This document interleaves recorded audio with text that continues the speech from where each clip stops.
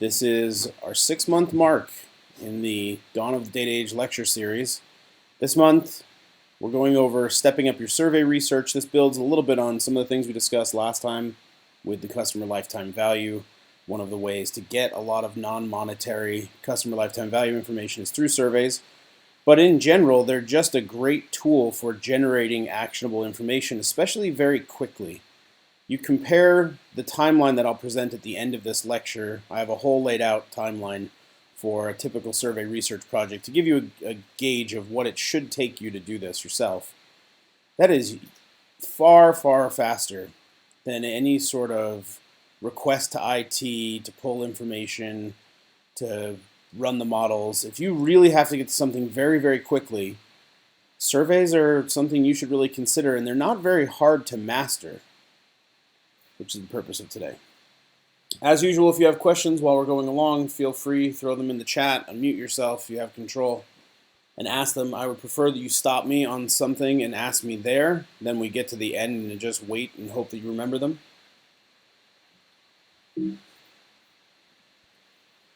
For those who are joining us for the first time, I'm Luciano. I'm the co-founder and CEO of Emperitas. We're a team of economists and data scientists who focus on customer lifetime value intelligence. I'm also the founder and director of the Utah Community Research Group at the University of Utah, where I teach a range of econ and data science type classes, which also includes applied research. So I have probably administered at this point, I'm going to guess, close to 1,000 surveys. Between my work there at the University of Utah and our work at Emperitas, it's an unintended expertise. I never set out, I didn't have dreams as a child of being a survey expert. But as I found, like I had mentioned just a moment ago, surveys are a very fast way to get to information, but they're also really conducive to experimentation. You get to create the environment that the data comes through. And so the three parts of the lecture today are going to focus on, well, what is the data science approach to surveys? How do you create something that has consistent quality data that you can use and blend in to the rest of your data sets, most of which are probably going to be observational and most of which are also going to be much larger in both variety and volume. I want to show you how to increase survey engagement, not just through better survey design, which is a big chunk of what we're going to cover today, but also through iterative testing. You can optimize response rates and completion rates the same way that you optimize if you're in charge of marketing any sort of impressions or clicks, or if you're in charge of sales, conversions, or if you're in charge of customer feedback, retention. There are key metrics that you should watch through the entire process that you can use to gauge whether your survey actually is engaging or not.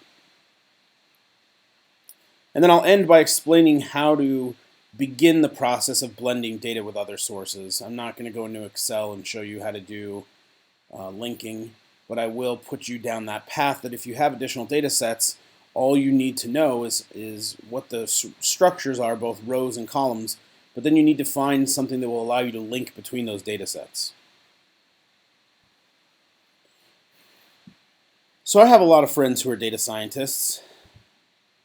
Some came out of the econ program with me as PhDs, others are from the computer science background. And almost universally, which is rare between those different types of data scientists, and if you go back to our Creating a Data Culture lecture, I outlined the 4 different types.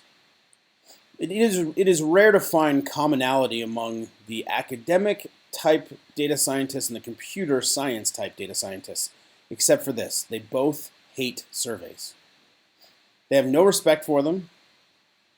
They see them as they have this mentality that they're a piece of paper and a pencil on a diner table that you just fill out a 5-question bit of information. And it's really unfortunate because, like I mentioned, they are one of the most powerful tools for creating an experimental design, fielding that design, and understanding motivations beyond what you would see in any sort of observational outcome, which is what most data scientists are used to dealing with. But there's justification for their doubt in this tool. I would say that most, and by most I mean 98%, 99% of surveys that I get, I look at, I take them, they're terrible. And I think that it really comes down to 4 common problems that I've seen. And these problems are your opportunities. Because if you will solve these problems for people, they will take surveys. People are not shy. They love giving you their opinion. What they don't like is that it's random, there's no clear intention to it, that it's a bad user experience. So almost all of the limitations to surveys come down to these 4 things, which if you fix, will help you create far more engaging surveys that have far higher response rates and completion rates. The first is that there's no game plan for the resulting data.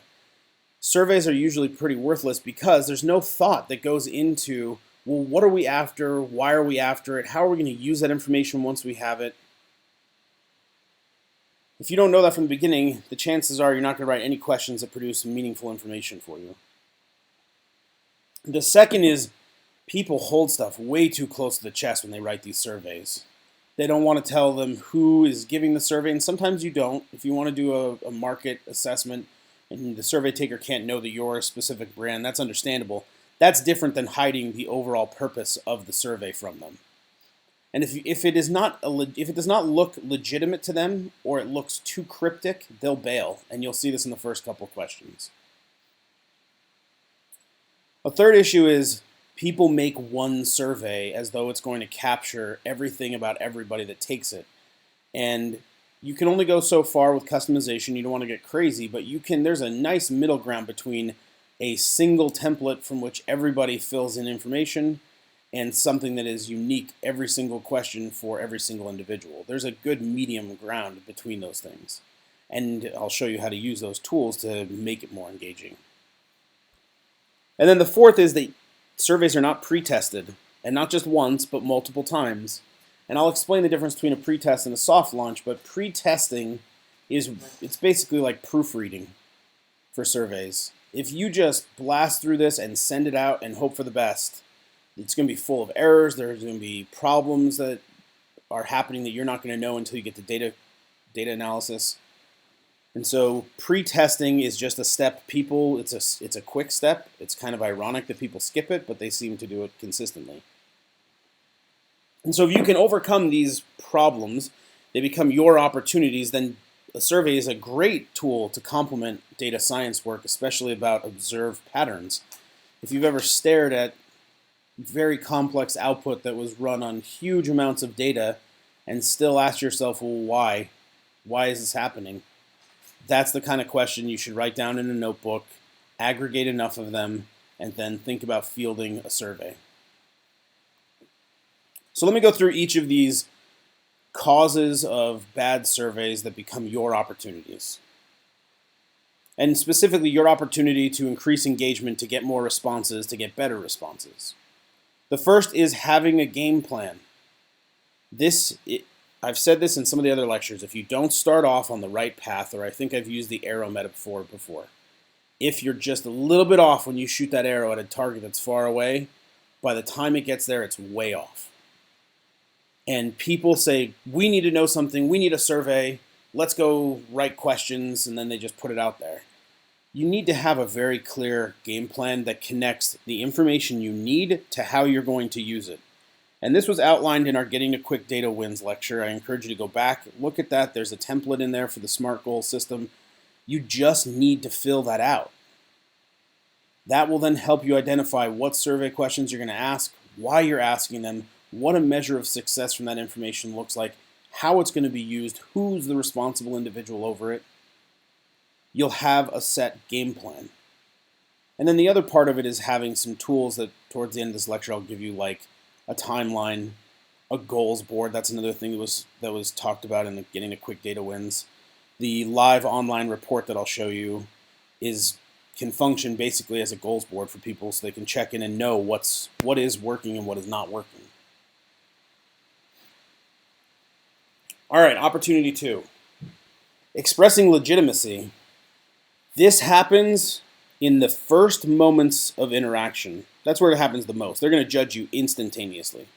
So if your email, so let's assume you're doing an email solicitation, if your subject line is bad or unclear or spammy, if it's coming from, and this is unfortunately, one of the negative things about Qualtrics. I'll talk a lot positively, by far more positive than negative about Qualtrics, but one of the negative things about a Qualtrics server, and I don't know if this is true off the top of my head with the other tools like Google Forms or SurveyMonkey, but with Qualtrics in particular, there's a no reply email address that it shows it comes from. You can display who you want it to look like it's coming from, but if they look, they can see it, and it says something like no.reply@qserver. It looks spammy.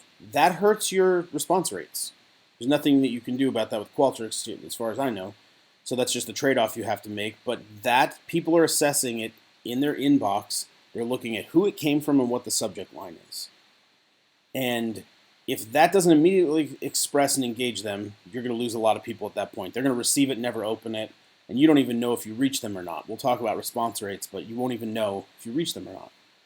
But then they open the email. Now they're looking at the body of the email. If that information isn't clear and concise and clean, they're not going to click on the link. In fact, just including one survey question in the body of an email solicitation significantly improves response rates and completion rates. And now there's a tool within Qualtrics, within the distribution, to add in one of your survey questions basically as a little bite to show them what's going on. But the more transparent you can be without hurting your research design, like I said, if you need to do a market assessment and they can't know who the brand is, then you can't share that information. That's different than saying, this is the purpose of this survey. This is how we hope to use the information. This is why we need your feedback. And here's our incentive. And we'll talk about incentives and completion rates in a bit. But that incentive at that moment is going to be a big part of what pushes them into clicking or starting. And if you're using ads, so maybe you're using social media ads, it's the same thing. How does the image you're using affect it? How does your call to action affect it? How does the written text copy affect it? How does the time and day affect it? People are looking at all that information to figure out if you're worth their time. Are you going to say more about the putting the survey question in the email later? When we get to completion rates and response rates, bring that back up. So the question here in the room was, am I going to circle back to the idea of embedded questions in the solicitation and specifically within email? Yeah, when I get back to completion rates, bring that back up.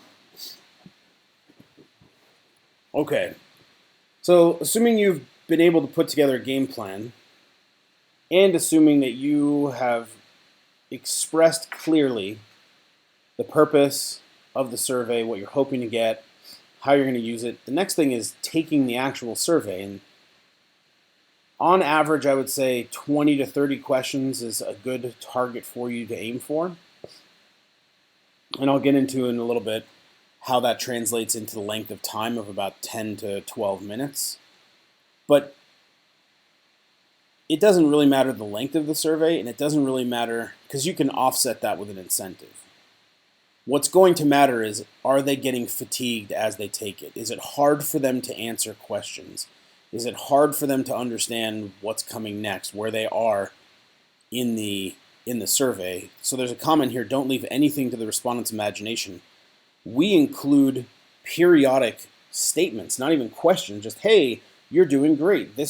The next section is about this. Things that just encourage them and engage them to understand where they're at in the big context of the overall survey. A lot of surveys can include a percentage completed visual. Those are great. If you're using a lot of skip logic and adaptive questions, so you're trying to make it actually more customizable, that some survey tools can have problems with that because you could tell them they're 50% through the survey, but then they click on an option that brings up more questions than the rest of the people would see on average, and that might add some time. So you have to balance that with the customizability of the survey. But you should take this survey over and over. When we get to the pretest, which is the next opportunity, that's a big part of why you take the pretest, why you do the pretest, is so you can see what this user experience is like for every path through the survey. And this is where I think people miss a lot of opportunity with surveys. They get so hyper-focused on one outcome. They don't look at that whole hypothesis briefs from that SMART goal system. They don't look at everything they want to know and figure out how they can capture it by customizing the survey to different groups.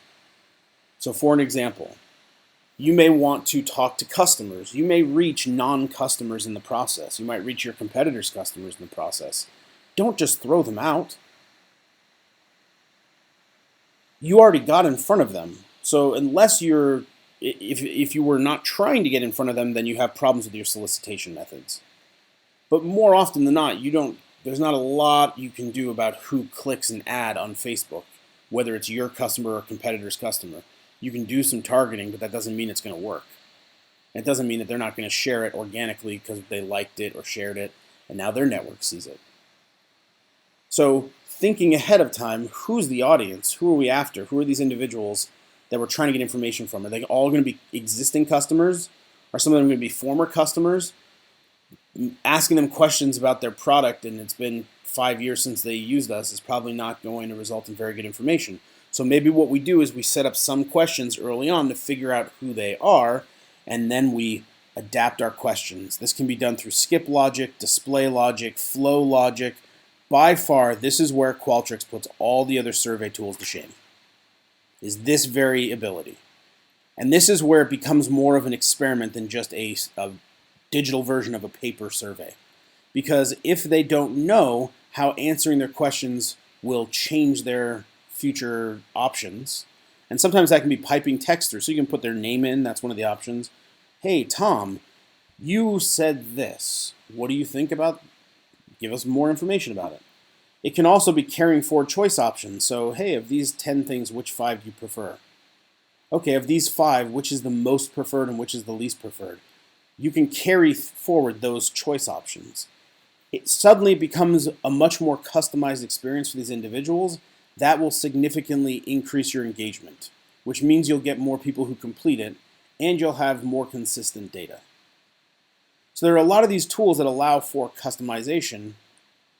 If you have a good wireframe idea in your mind, and I'd encourage you to do it on a whiteboard like I've said in other lectures, wireframe it out. Oh, if they come in this way, we're going to skip them over to this block of questions that no one else sees because they're donors. We're going to ask them some questions about their donation pattern because we know that donors are going to be part of our email base.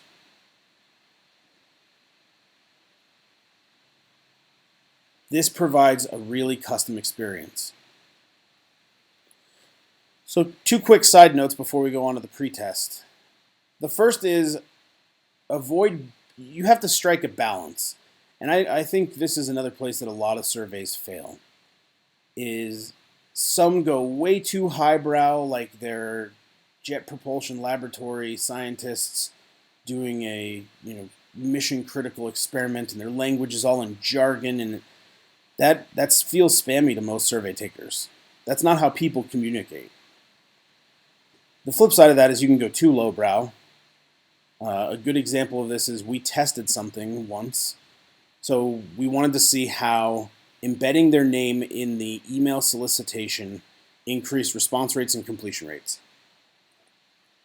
And we wanted to do this because we had a couple different groups. We had people for which we knew their first name. And then we had people for which we didn't know their first name. And so what we did is we piped in some different options in place of a missing first name. So if they had their name, it would say, "Hi, so-and-so. Hi, Tom. Here's your survey. Will you help us with this research? Here's our incentive. It'll take this long. Please click here." Or here, tell us one survey question right in the email. If they didn't have their name, it piped in different options. So we put, "Hello," "Hey there," and we tried "Hi, you," thinking it would be funny and that we would get engagement from it. So we're testing multiple things. More people complained about the "Hey you" intro than anything in any survey distribution I've ever been a part of. I was shocked, and not just reacted to it. I mean, it was borderline hate of like, I would never engage in a survey that addresses me as "Hey you." Like, we had to do some damage control with this group and say, "Hey, we were just joking. We're sorry. If you still want to give us your opinions, We'd love to hear from you. Almost nobody participated from that point who got those kind of messages. So just that small thing, just using a name or using using something incorrectly, simple wording has a big impact. This requires that you know your audience, because what is too highbrow and what is too lowbrow is going to depend slightly on the audience. The best way to figure that out is to do some qualitative research ahead of time. Oh, hold on, we have a question. What does that calculation look like to understand how people judge things in an instant? Okay, so we're going to get to the response rates, and one of the things that you can see is start times and end times, because you have to define the response rate. It means that you reach them, and you can define it either as they start the survey or they opened the survey, and we'll talk about that in a minute. But in either of those cases, what you're going to do for the calculation is you're going to figure out those different groups. And if they've opened the survey at all, there's going to be a start time and then no end time. And they dropped out right there on that first question. And you can see how fast with some tools that happens.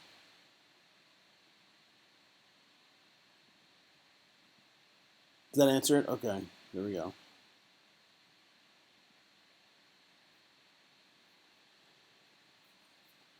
So back to qualitative research. This is where if you do some qualitative interviews, you do some expert interviews, some secondary research, you can figure out what the appropriate language is going to be for that audience.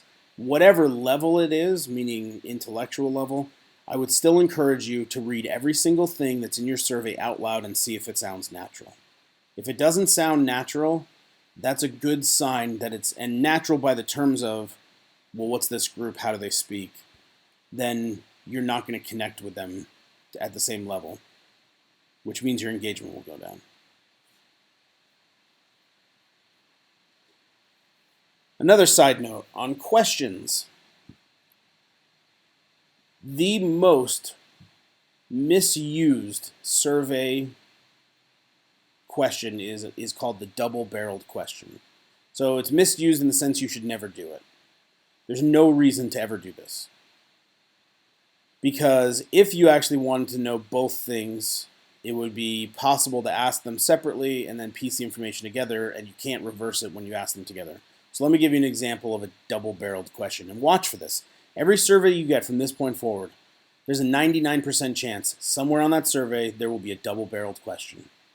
And it will say something along the lines of, did you think that the Dawn of the Data Age lecture series was awesome and insightful? And that'll be one question. Those aren't two different choice options. That's the actual wording of the question. Then there's a choice of yes, no, maybe, or open-ended. It's the question wording itself. Did you think this was awesome? And anytime you see the word and in there, you're probably looking at a double-barreled question. And the reason this is a problem is when you get to the analysis and you present that information, someone will ask, well, which was it? Was it awesome or was it informative? And your only response can be yes, no, maybe, to both. Instead, ask that as two separate questions. Was this awesome? Yes, no. Was this engaging? Yes, no. Well, now I can see the combination of people who thought it was both yes, engaging, and yes, awesome or informative. But it's the key, just watch for that word and. When this happens, just break up the question into two parts. Some other tips on wording, on questions, beyond the wording of it themselves, is that they should be grouped in a logical order. Don't spread demographic questions throughout the survey unless you have to use one or a few of them as a filtering criteria at the beginning. In which case, just ask those and then group all the other demographics at the end. This helps people stay in a mind frame. If you're making them jump from different thing to different thing, it's going to be hard for them to give you consistent information. Now, beyond the blocks, so in Qualtrics they call these blocks. You can create a block for demographic questions. You can create a block for engagement questions. You can create a block for competitor information. And so everything in those blocks would pertain to that topic that you're after. Now within a block, meaning within a topic or a logical theme, you should also arrange the questions in a logical order. So if you're going to ask them things that had any sort of chronology to them, either start at the beginning and then ask them backwards, like what was it like now, what was it like a week ago, what was it like a month ago, or go the other way, what was it like a month ago, what was it like a week ago, what was it like today. Don't go, what was it like a month ago, what was it today, what was it last week, what was it 3 weeks from now. People pick up on that subtly. It's just out of order. It just causes them confusion. Another thing is to ask for each question when you're done writing it, is this question absolutely necessary? Does it tie directly to one of the rows in our goal sheet? If the answer is no, it is not absolutely needed, cut it.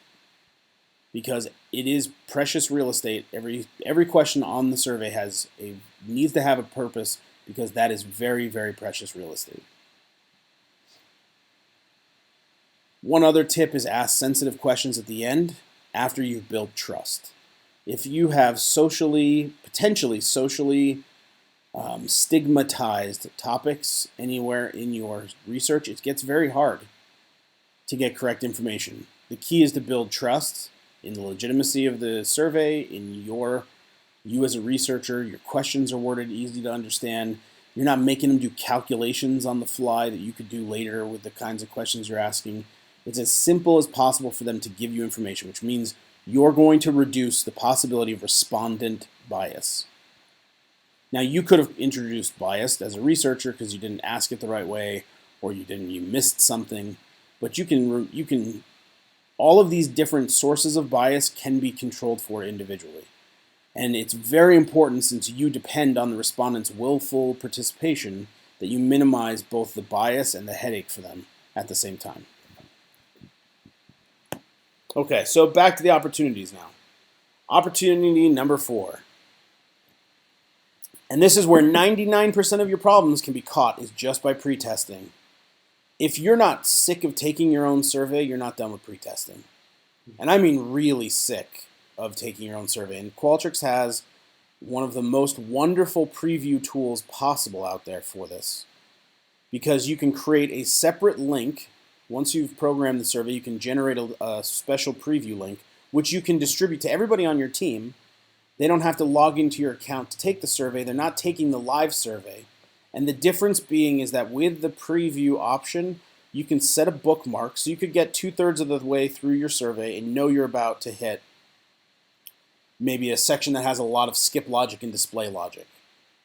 And so you can set a bookmark at that point so that you can move into that skip logic area and test things, and then get sent right back to your bookmark, rather than having, with a live survey link, to go all the way back to the beginning and then answer 2/3 of it again to get to that part where you're testing. That's one of the added benefits of having that preview link. Another is that you can actually check the box, ignore validation, and you can skip through questions if you know you don't need to look at those. Now, the danger with skipping validation is if skip logic is built in, or preview logic, or piping text, things that are built on the actual information that you're going to skip over and not validate, then those questions aren't going to perform correctly. Where most people go wrong with pretesting is they don't have a checklist for themselves. Because you're the person, this is the difference between a pretest and a soft launch. I said I'd come back to this. The difference between a pretest and a soft launch, which you should do both, is that during the pretest, it's you and your team that are taking the survey. You might send it to family members or somebody else, but it's not your end target respondent. It's not the person you're trying to get information from. That's the difference between the pretest and the soft launch. But you do the pretest first. You find most of the problems. You hand them to other people. They say, I don't understand this question. It broke when I got to this point. You fix those things. You pretest again. You pretest again. And if you don't have a checklist, and this is why pilots have checklists. It's a very complicated thing to fly a plane. There's a lot of steps involved. Don't leave it to your memory as you're going through every single thing to try to not just remember what you're doing, but where you're at in that process and what else is left to be done. Use a checklist. so that every time you're looking at specific things, how is the wording? Are any of these questions coded wrong? Are any of them out of order? Are the question numbers not in the right order? So with Qualtrics, you can change your question numbering as well. That stuff's going to carry through the eventual data set. So having a checklist and going through this pretest process is something that you should not under any condition skip. And I'll give you a real-world example of how bad this can go. So we were doing a paper survey when those were still a thing quite a long time ago for a local hockey franchise here. And we were told that we were only allowed to solicit for, we couldn't go into the arena unless it was a break. So we couldn't go in the arena itself unless the game was not happening. So there were a couple of breaks where that could happen before the game, after the game, and then the intervals. We could be in the hallways at any time. Now we had a paper survey. So one of the difference between a paper survey and an online survey is they can see everything. You can do some skip stuff like, oh, if you answer yes, go to question 15. They can see what they skipped over, and then they can decide, oh, you know what, I actually should have answered this other way because I want to answer these other questions. All right, I'm going to go back and I'm going to change my answer from a yes to a no so that I don't have to skip to 15, but I can answer these other 3 questions that I can see. That's one of the potential limitations of a paper survey over a digital survey. Another one is that once you actually do launch, once you're past your pretest and your soft launch, and you're in the field, it is very hard to change something. In fact, if you used mailed surveys, which is how some people still direct mail a survey to somebody's house, maybe you've got this with a dollar bill in it, and it's like, please complete the survey and send it back in our prepaid envelope. Here's $1 for your time.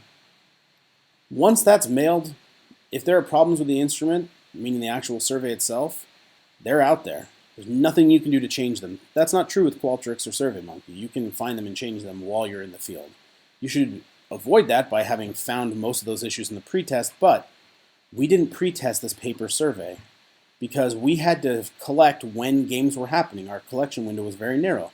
So the very first night we're there, we're handing out the surveys at the very beginning of the event, and one of the questions was, how is the view from your seat? And all of a sudden, all of our survey takers, our survey collectors, our field workers, were coming back to me and saying, hey, we're getting people who are saying they can't answer this question consistently over and over and over. They're writing in the margin, and they're all writing the exact same thing. I don't know. I haven't been to it yet. Because this was their first game. About 50% of their attendees were first-time attendees. We didn't think about that ahead of time. So as a result, we had to run down to the basement where the corporate office for this franchise was. We had to use whiteout and rewrite the question and then make a new set of copies and get them back up into the arena. And we were lucky we were able to even do that. But it's a good example of if we had pretested, if we had come just one game, if we had dedicated one game at the time and said, we're just going to come, we're going to do this small batch experimentation where we're going to hand out surveys and see what people say. We would have caught it. We would have fixed it. We wouldn't have had all that scramble, and people would have been able to answer that consistently. Don't skip your pretest. Okay, after your pretest, you officially enter a new phase in the research design. You're entering fieldwork. This can be people with clipboards out at a physical place. That's the mall intercept method is very common for that. They find you in the mall, they ask if you want to do a survey. Now, whether they have you do it on paper or at a kiosk doesn't matter. They're still intercepting you in person. You can also do this by mailing a survey, emailing a survey, posting a survey link up on a social media ad, posting it up on your website, putting it in a printed newsletter, using QR codes. You can distribute your survey through a lot of different channels. All of that collection is fieldwork. And so right after you finish the pretest, you're saying, we think this is ready, we're going into the field. You shouldn't just go guns blazing, full blast into this. This is where the soft launch will come in. And that's because until you're using this with actual people, not you yourself, but the actual people that you want to talk to, who you're only ever going to get one shot at, you need to have fixed all the things that are going to get in the way of not just not just the errors that you found in the pretest, but things that are actually hurting your response rates and hurting your completion rates. And if you just full launch, then those problems are going to carry with you through the entire field work. It doesn't have to be that way. You can do a soft launch before, test, iterate, and you will figure out what's working, and then you just scale it up. So let's talk about that survey engagement, specifically through the tracking of these metrics over the soft launch and then into the full launch.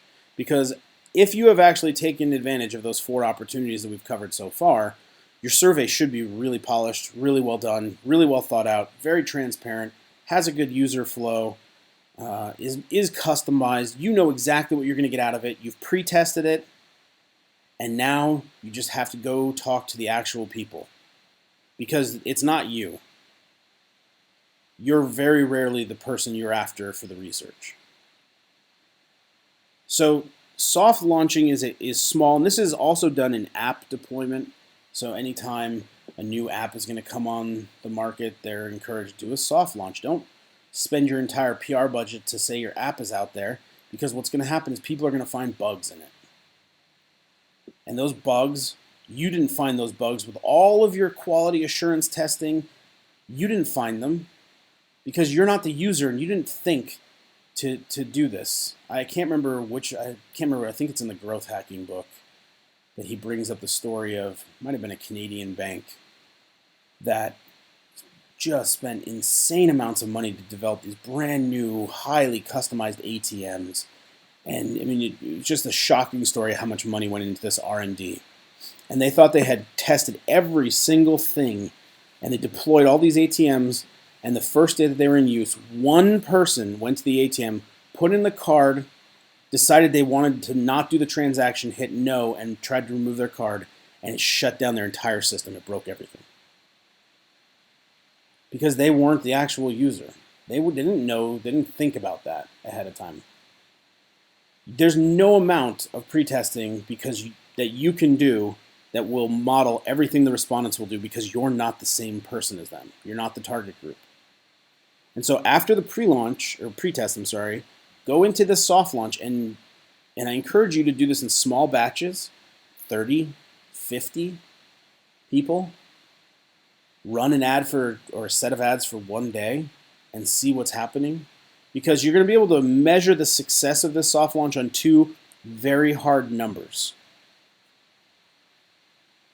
Response rates and completion rates. Now there are different ways to define both of these. I think response rates have the most divergent definitions. So what I have done is I put an asterisk there. You can go to that link and you can read, or you just Google SurveyMonkey's definition of response rates and it'll come up. But some people calculate response rates not as the number of people contacted in the denominator there. So if you look at response rates, you have this equation. It's the number of people that you've reached. I use the word open there, but probably the word reach is even better. I was thinking too much in email distribution. But anybody that you've actually been able to reach. So these are impressions. These might be clicks on an ad. These might be actual opens to an email. But if you can tell that you actually contacted them. So with email, bounce rates should be removed from this. If you've sent to, let's use an example here. Let's say that we tried to contact 100 people. So that would go in that denominator of response rate. And 10 opened it. It's a 10% response rate. Well, not if we take out the 20 emails that bounced, because we didn't actually contact them. We tried to, but really it was 10 out of 80 instead of 10 out of 100. Now, the reason that I like to define response rate this way rather than number of people who finished survey divided by number of people contacted, which is the other way people define response rates, is the response rates have to do with your initial solicitation. Did you engage them through your wording, your imagery, your transparency, the legitimacy that you expressed, your language?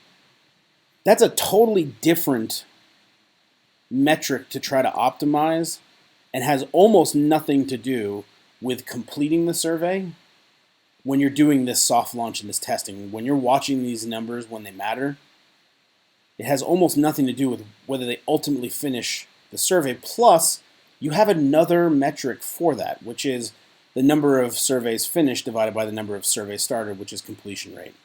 But also, sometimes people here will say number of surveys finished divided by number of people contacted, not just number of people who started the survey. So I prefer these two definitions because I feel like they give me a better picture of these two different things.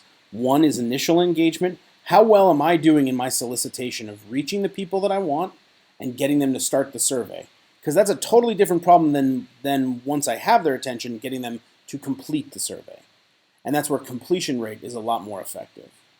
So let me go into both of these in detail because this is what any A/B testing you're doing should be based on looking at these. What happened with our response rate? What happened with our completion rate? Yes, you ultimately want people to take the survey, but until you've figured out the right way to reach them, your response rate is a separate problem from the completion rate. Once your response rate's dialed in, then the connection's just built in, excuse me, because of the number of people who are starting it.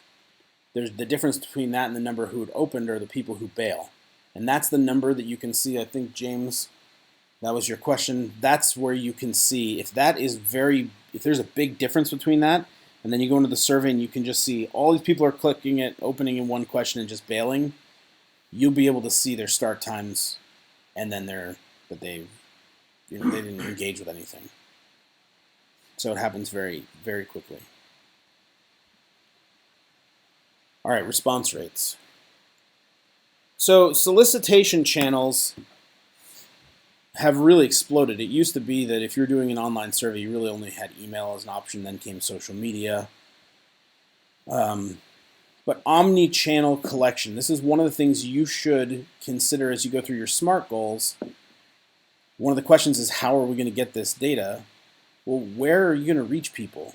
So sometimes advertising in a industry newsletter might help. Or if your product is an actual magazine, we've had a magazine customer before, and we put QR codes in their magazine, and almost nobody, we got in front of 20,000 people. We know that because that's their monthly readership. 3 people scanned the QR code that was in the advertisement, and none of those 3 completed the survey. You contrast that to something like a pop-up on their website that performed okay, relative to ads on social media that performed pretty well, relative to an email list that they maintain and that is actively waiting for emails from them, and that performed by far the best. Response rates change by your collection method. So in-person response rates are usually about 60 to 80%. Most of the people you talk to will participate. You contrast that to a telephone survey, you maybe get 40 to 60%, and that's, I think, overinflated now that most people have moved to mobile. I think that number has been falling. With email surveys, it's maybe 5 to 10%. So then you have to ask yourself with these different channels, and this is why running solicitation across multiple channels is really helpful. Well, what's the bias that's being introduced here? It's easier technologically and gives us more respondent control to do an email with a one-for-one link that they can't share. Once they click it, and this is true in Qualtrics, once they click a link that they get through the email distribution, they can't share it with anybody else. It's tied to their IP address, their machine, and until they complete it, nobody else can see that specific response. You compare that to something you mail that anybody could have intercepted, filled out, took the dollar, and sent it back to you. Social media has a little bit less respondent control because you just post it and there's organic versus paid display. Just track. Use as many as you think are possible and just track performance. This means that you have unique links set up. So if you're running an ad, and Qualtrics has this ability that you can capture the source when they come into the survey by adding a little data snippet. It's very easy to do. You can also do it through tools like Google Link Shortener or Bitly, where you can create a series of links. And Qualtrics will do this as well internally, where you can generate one link for Facebook, one link for LinkedIn, one link for Twitter, and then you have to embed a field in the survey flow that says capture that when they're landing on our survey. Then you can compare not just the overall response rates, but you can look at the response rates by each channel, and you can see, hey, QR codes in a magazine aren't working very well relative to email.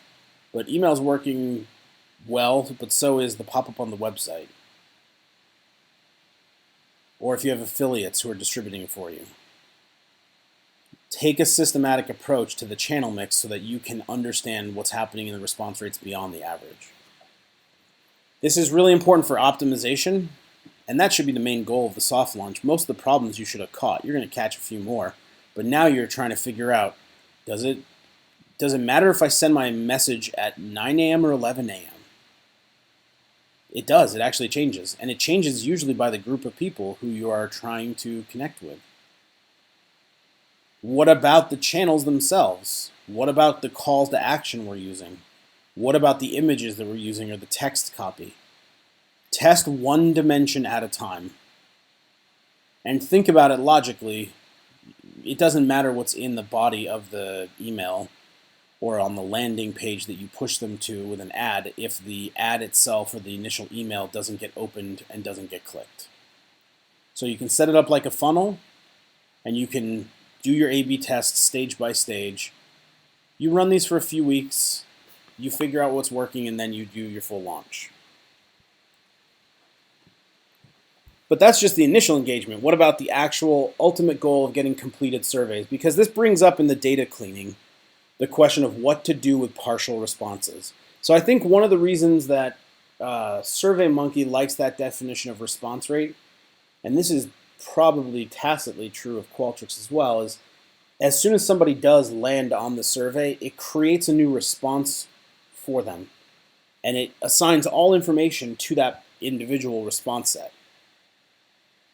So somebody who just looks at the survey and bails, you can actually see that they started the survey. Then you can see if they got to question 1. Then you can see if they got to question 2, and so on through the entire thing all the way till the end. And this means that somebody who gets all the way, well, I'll give you an example. We always include at the end of any survey the same exact question. Is there anything else you want to tell us? Any other comments or suggestions you want to give us? Just open-ended text. A lot of people bail out on that question. They look at it and they go, no. So what we learned from doing this A/B testing with the completion rates is Qualtrics at the time would identify those people as partially completed surveys. They got 98% through. Now you can go into the response set and you can select those IDs and you can force close their survey. But what we found is if we just put a note on there that said, if not, right, do you have any other comments or suggestions? If not, hit next to complete the survey. And just that simple instruction solved most of that problem. Another way to solve this is when you do download the data, you just go look. It's going to arrange mostly chronologically ordered the questions from left to right. The columns of the data set will be the earlier questions on the left and the later questions asked on the right. There's some, if you're using a lot of display logic and flow things, that can tweak some of that. But generally speaking, you just look for the last questions in your survey and you see who's completed them. Well, then what do you do with the partially completed responses? This is why you want anybody who starts your survey to complete it. You want your completion rate to be as high as possible. Took a lot to get their attention. They're giving you information. You want to get them all the way till the end. This is where you figure out if your survey is working or not. The overall length is a big deterrent. If it's a 20-minute survey, 30-minute survey, people have to be more committed. This is where the incentive comes in. The festival survey data that we've used in a lot of the past lectures as an example data set, that survey was 90-something questions long. The average survey time was, I want to say 22 or 27 minutes. Lots of skip logic based on if they said that they had recalled seeing certain advertisements in certain ways and they were asked for additional feedback. It was a pretty intense survey, but their incentive was worth about $100 to anybody who completed it. And we actually used a mixed incentive. They had a guaranteed pair of tickets to that festival as one incentive. We had a mixed incentive of a trip, so it was like a gas card and food vouchers and a hotel voucher because it's a destination festival. And so basically you could have like a grand prize trip all paid for. And then we told them, what about people who don't want to come back ever again? Do you care about their opinions? And they said yes. So we said, well, let's offer an iPad then, or some other technology piece that would allow them to get an incentive that they would be motivated by, even if they don't want to come back to the festival. And then we always add, and this is just a off-the-cuff pro tip, we always add to the incentive question the choice, do you want the incentive still, yes or no? And what we have found is consistently 5% of survey takers don't want the incentive, which means that you can save on your own budget or your client's budget by not having to give out. I mean, you do the math, 5% of 3,000 people who each could have qualified for a $100 guaranteed incentive, it's a lot of money that was saved. So we always, plus that metric can be used for other things. Well, why did they want to give us feedback without the incentive? Are they extreme in their opinions? Now we got a great, beautiful binary variable, a yes, no, that they want the incentive to use to control for that. But 2 to 3 questions per minute is about what respondents can do unless they're open-ended, and then it's usually 1 per minute for that. So you can look at the overall survey and you can quickly figure out what that survey length is going to be ahead of time. Watch that metric as well. Most survey tools will give you the average. You have to be careful. Some people open the survey and they let it run in the background for days and days and days in an open tab, and that's just running up the clock. So what we usually do is we look at the average survey length, but we try to stop any outliers on the high end and really to narrow in on the average, what it's actually taking. Most survey tools will show you drop off question by question. Is it a sensitive question they're dropping off on? Is it one that they don't want to answer and you need to add a prefer not to answer choice? And that's something you'll see in the soft launch. If everybody keeps dropping off on a income question, add a prefer not to answer and see if the completion rate goes up. And then finally, read the open-ended questions. You're inevitably going to have them. Some questions will have other please specify options. Some questions will be intentionally unstructured. So with advertising recall, the first question you always ask is, what ads do you remember seeing? You don't tell them any types. You don't tell them any brands. It's unaided recall. That's open-ended. You can't give them choice options. Then after that open-ended version, then you give them the partially aided. Oh, well, do you remember a cell phone provider? Oh, do you remember a food vendor?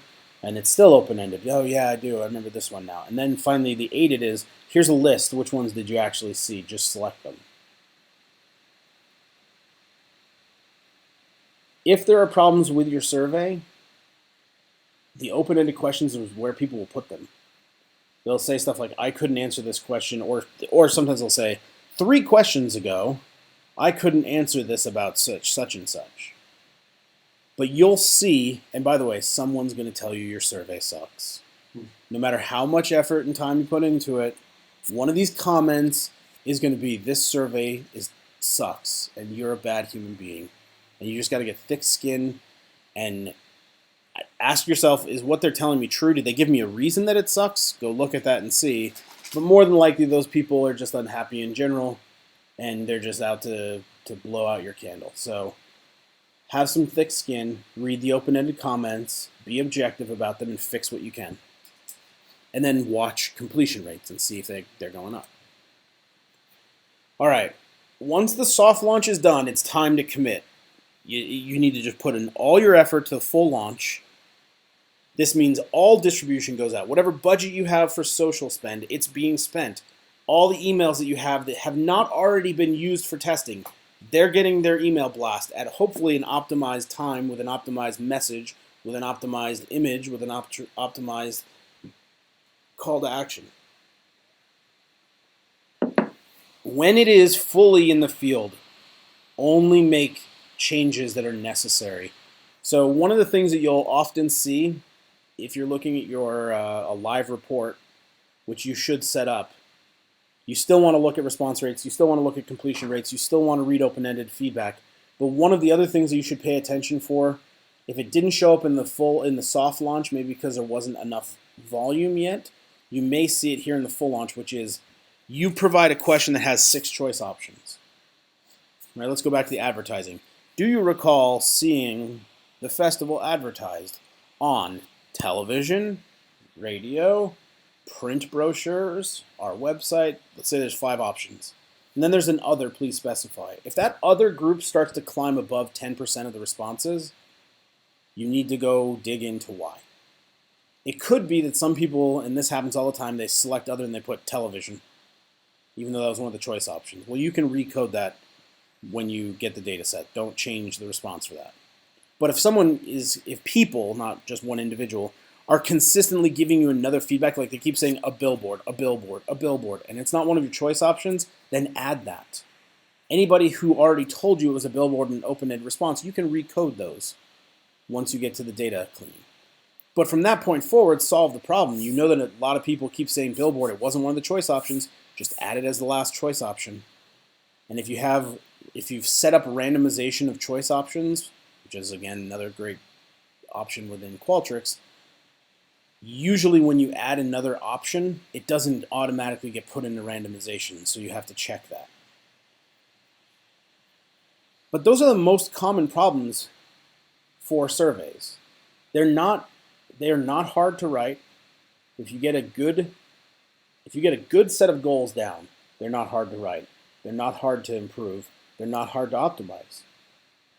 And it's this perfect little constructed environment where you can control all the knobs and levers to get very specific kinds of information that you probably then need to blend with something else. Because one of the reasons I think surveys fail, even if they've been executed perfectly, is really bad analysis that's been done on them. And I've talked about this in the past lectures about getting the quick data wins, and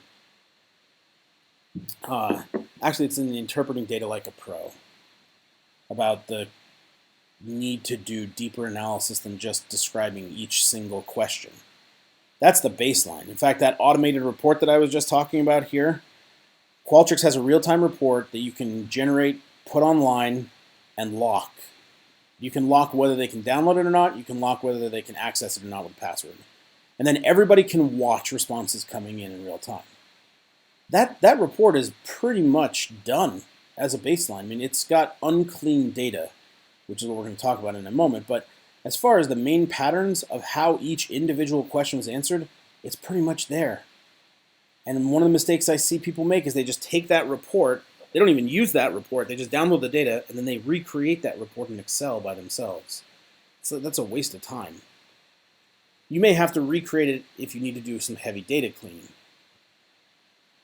But your time should not be spent on just doing those descriptives. It should be looking at, well, how does being a donor, how does being a member, or how did their Net Promoter Score affect their response to whether they wanted the incentive or not? And how does that affect their sentiment and all these open-ended questions that we have?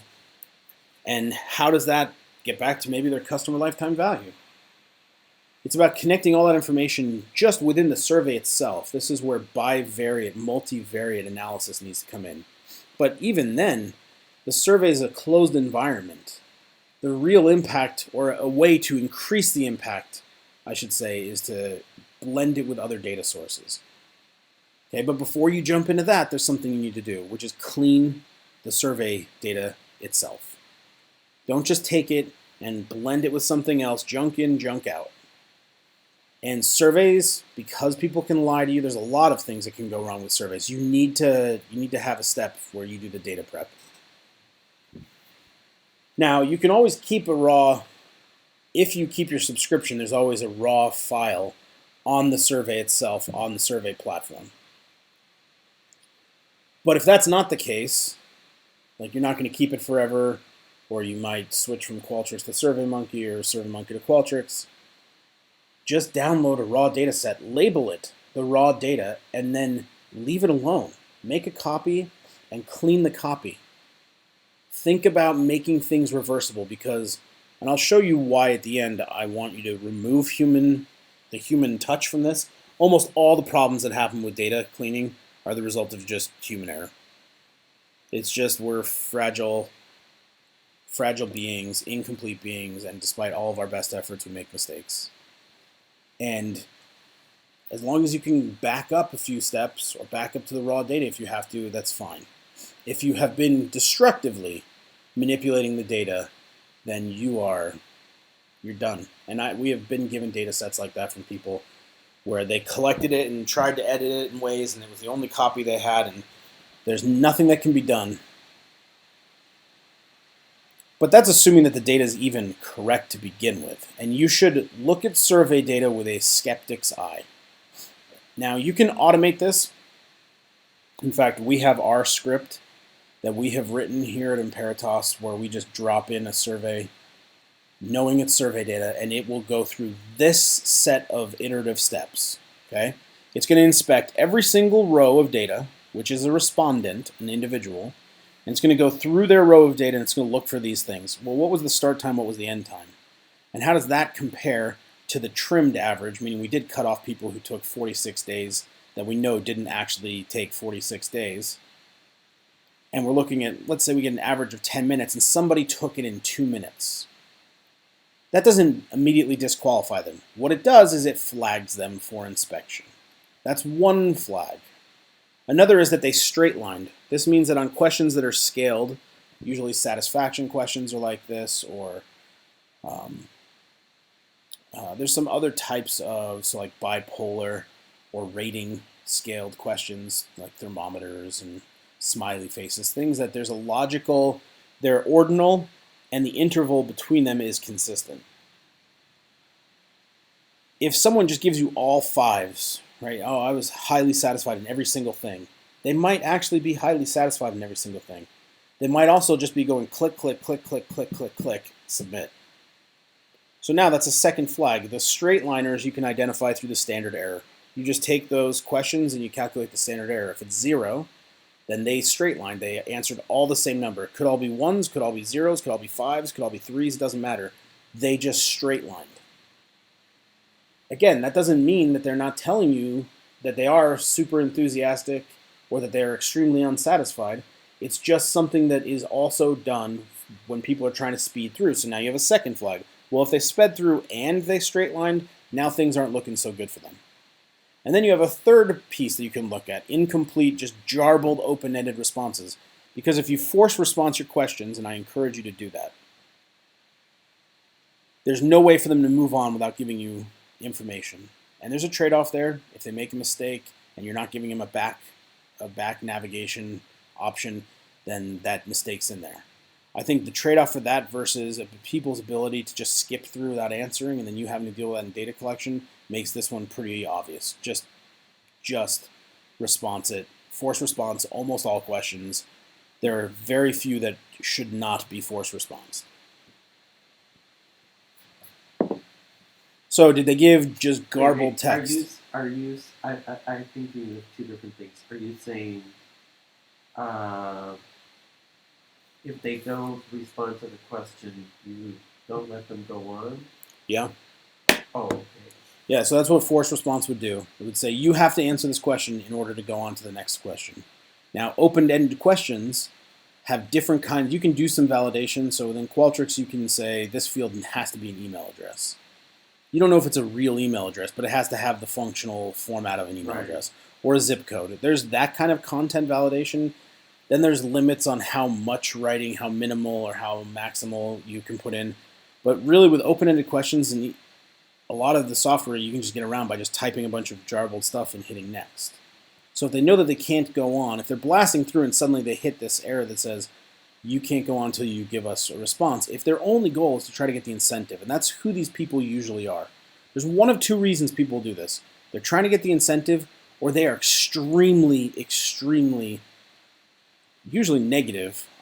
You can see it sometimes ballot boxing when they're positive, but most of the time they're very negative, and they're trying to manipulate the survey by taking it over and over. And so they try to get through it as fast as possible. And so things like open-ended text, they'll just put in jarbled. Again, that doesn't mean that if you find one cell that has some jarbled text in it, that you say, this person's getting tossed out of our survey. No, because they could have been trying to write something and autocorrect did something weird and they hit next. There's no back option and it's done. It's just another flag. Well, if at this point someone's been flagged because they've been speeding through, because they've straight lined, and because they're giving unintelligible responses, that is survey data that I would delete. I would notate it. I would say we had this many completed surveys. These specific respondent IDs were purged. Here they are. We're in a quarantine file. They've been purged. You can go look at them because they did these things, and we don't believe that they gave us consistent information. Now, that's one reason that people will go through is to get the incentive. Another is it's called ballot boxing. They're trying to take the survey multiple times. Usually the sentiment is very negative when they do this. If it's a one-for-one email where you've done respondent control, like I said, through Qualtrics, they can't do it. But if it's a link on social media, or it's a QR code in a magazine, or it's a link in an email that's just a generic link, then they can take it as many times as they want. And the key to finding these people is to just look for multiple IP addresses. And not just the IP addresses, because you can sort by IP address, you can sort by things like duplicate emails if they're filling that out, if they're dumb enough to do that where they fill out the incentive with the same information multiple times. But usually what you can see is you just find duplicates of IP addresses, and then you look at start and end times, and you can just see they're starting from that IP address, they're starting it at noon, they end at 12:05. The next IP address duplicate starts at 12:06 and ends at 12:10. The next duplicate IP address starts at 12:11 and ends at 12:15. And there's almost no variation in the rest of their responses. And where they usually show their hand completely is in the demographics. For whatever reason, they'll vary some of their other answers. This has just been what I've observed. They'll vary some of their other answers. They'll do a 4 instead of a 5, but you get to the demographics and it's just, for whatever reason, they can't imagine themselves as an alter ego, and they just give you the same demographic information. But you need to look. You need to have a conscious step before you dive into analyzing this data. Is everybody who gave us information the person we were after, and did they abide by the rules we set up? Is this information we can trust? Once you've quarantined or purged bad survey responses, you also need to take the data set and get it ready for analysis. Now, I've talked a lot about Qualtrics. I'm going to talk about them again. But this is one of my favorite features about Qualtrics over other tools, is that you can display a question to a respondent one way. So you can just have 5 choices listed, but on the back end, you can change the way that the text labels for those choices show up, or you can change the value that you assign. That way you can download the data set ready to analyze whether you want the text answers or the coded values. Do this ahead of time. With Qualtrics, they're smart in that they built their software so that if you haven't done this ahead of time, it's not like it's too late. You can go in there and you can update it and it will refresh the data set. But I just encourage you, and it's one of those things on our checklist, there's a step for this before you even pre-test. Code your values like you know how you're going to want them for analysis. Binary columns, dichotomous questions, things that are yes, no, or group 1, group 2, and that's it. Code those as 0 and 1 so that you've got them ready for analysis. It's going to speed things up. It will also help because you can then export a PDF of the survey and include that with whatever data file that you're handing, your analysis ready data file that you are handing off to people. And this is still just the survey data itself. Okay, you've cleaned out bad responses and you've coded it. So this as a data set is ready to go. It's ready to be analyzed. It's not until this point that you can even think about blending it with anything else. Unless you've used another one of the great features of Qualtrics, which is embedded fields, which will be the next slide. Okay, so you've got your cleaned data set, survey data set ready to go. Now you want to really up its power, link it to other things that you know about those individuals. That's the key though. You're going to have to be able to link it from one individual to another, or from one data set to another based on the individual. Or you can do group assignments and do it that way. But ideally, your responses in your data set, all the rows are going to be individual people who took a survey. And you should have gotten rid of duplicates, so it should just be unique individuals. The columns are all of their responses to your questions. So anything, the link between that data set and another data set, so if you wanted to, for example, analyze the sentiment from a survey, you had 100 people, and they had an open-ended question where you ask them to describe your brand, and they're saying to you, I think this, I think that, I think this. You can go through and you can read those 100 responses, no problem. You can categorize them, you can do all kinds of stuff. What happens now when it's 100,000 or 1,000,000 surveys? That's not hard to do in Qualtrics. They've got lots of customers who field millions and millions and millions of surveys. Now who's going to read every single one? Well, you can't. And so tools like sentiment analysis have emerged so you can look at the positivity or negativity of those comments. So you could just look at those comments for the individual, but you could also say, we know that this individual is also this customer, because we can match them up by their name or their email address. So what did their sentiment say versus what does their behavior using our tool look like? You're now taking two different data sets on that individual and you're merging the information. And this is where survey research becomes dramatically more powerful. Up until this point, you're getting some interesting information that has a lot of potential, but when you start to match this data set, and this is just true of all data, when you start to triangulate whatever it is you're studying with multiple data sets, survey being one, but observational data that you have through your CRM or through your product, if it's software or an app of some type, or through your customer records, purchasing, finance data. You can only do it if you've got it set up to look at individuals at the individual level across these different data sets. Okay? I said before, and here it is for you. In the survey data, every survey data source that I've ever seen, the rows are individual survey takers, and the columns are their responses to the questions that you've asked. So in order to do the linking, you've got to think now, okay, this survey has a respondent ID that's a unique identifier. It's a nominal unique identifier. It's also going to have probably an email address, maybe their name, maybe it was captured from the email address that you used and it was piped through Qualtrics, or maybe it was something they gave at the end with the incentive. They stated who they were. If you have that same information somewhere else, so maybe they have a unique user number, but their name allows you to match that unique user number in your observational data, like your app data, to that individual, to the survey data, which has a respondent ID, you just need to make sure that those links are individually one for one, and now you can blend as many data sources as you want. The potential for human error in this is huge. And so Qualtrics offers embedded data fields, and you can do this with your own custom Java if you want, or CSS,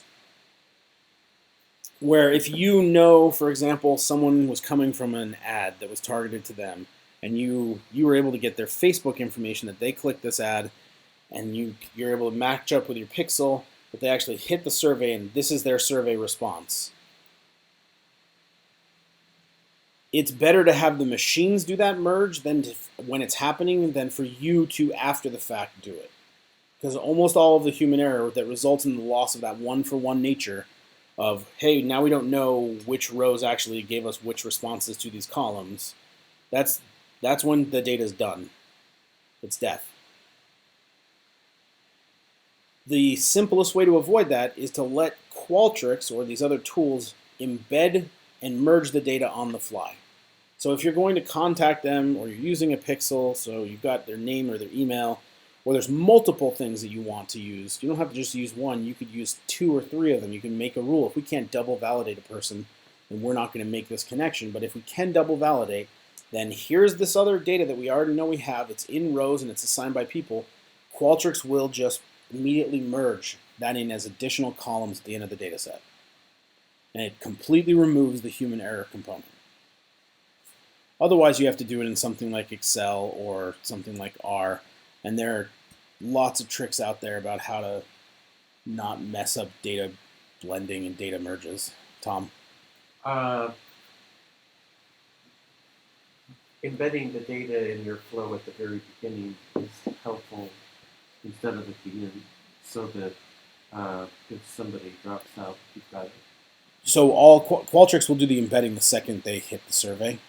They make that link the second that they click a survey link. Oh, really? Oh. But they'll put the data at the end of the data set. Oh. Okay. So that's a good point, though. It's not chronological, so it doesn't Maybe require that was an earlier version. it doesn't require that you have received their completed survey before it makes the merge of the data. Okay. Another reason to use those embedded fields with Qualtrics is you can customize a lot of the survey flow on it. If you know somebody's already a member, don't ask them a question about membership. Just state that you know that they're a member, and then ask them membership questions, and nobody else sees those. This is also where you can pipe their name into the actual survey. So if you have a field that you're uploading with their email address that says their name, first name, last name, email address, a bunch of other things, their membership status, donor status, customer lifetime value, you can take any of that information without them having seen it, and it'll be perfectly blended to their responses, but you can also use it to shape the responses. You can customize question wording, you can pipe in information, you can customize skip and display logic and flow, and then all that information is also carried through when you download the data set from Qualtrics. All that other data comes with it.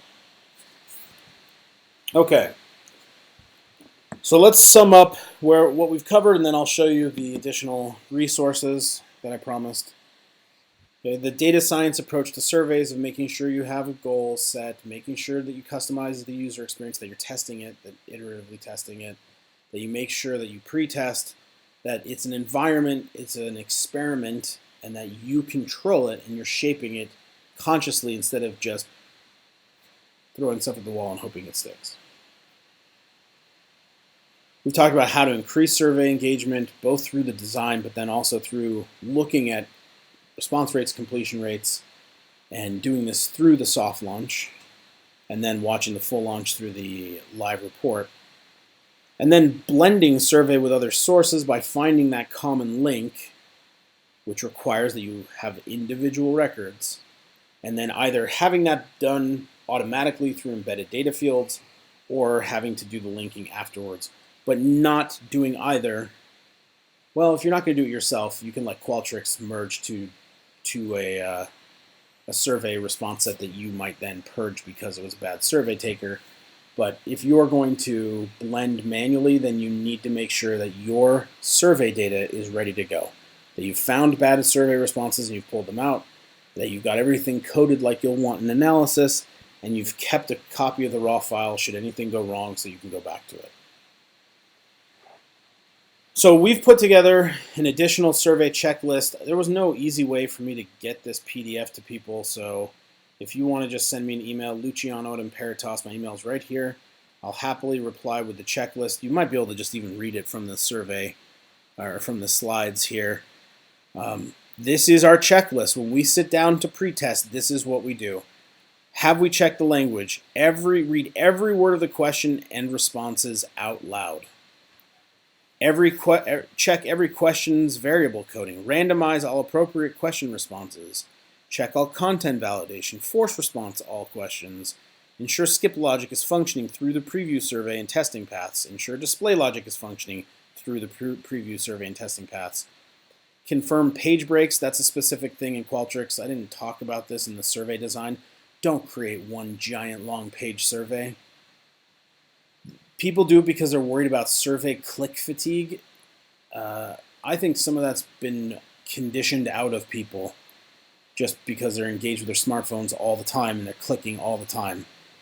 It is so hard for people to follow. Plus, if they leave and want to come back, which Qualtrics allows, it makes it much worse. And some survey tools don't record responses until everything's submitted. So think about using multiple pages. Even Google Forms allows you to do this. Only 2 to 3 questions per page. And this is, you got to remember, most people are now taking these online surveys through their mobile devices, not even through their desktops. Anyways, this walks through everything that you need to do, all the way to enabling the live link for the soft launch. Send me the email and I'll send you the document. But here's a working template. This is a Gantt chart. So for those who aren't familiar with this methodology, what it shows on the vertical axis here, these are the different steps that we've covered. You got to have a SMART goal session. You want to do some qualitative research to figure out how to speak their language and to make sure that you understand how to write the questions correctly.